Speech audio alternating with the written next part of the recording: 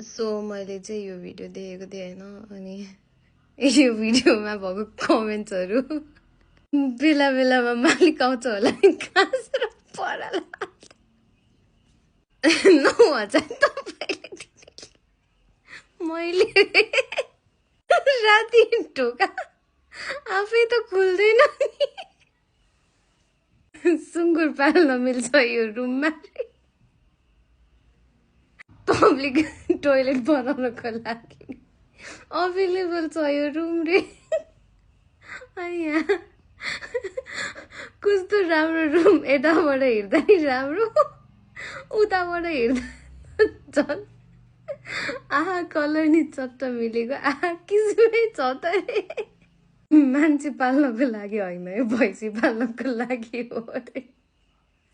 साथै साङ्लो उडुस मुसा free free free मलाई त्यो भिडियो स्टिच गर्न मन थियो तर स्टिच गर्न नमिल्ने रहेछ है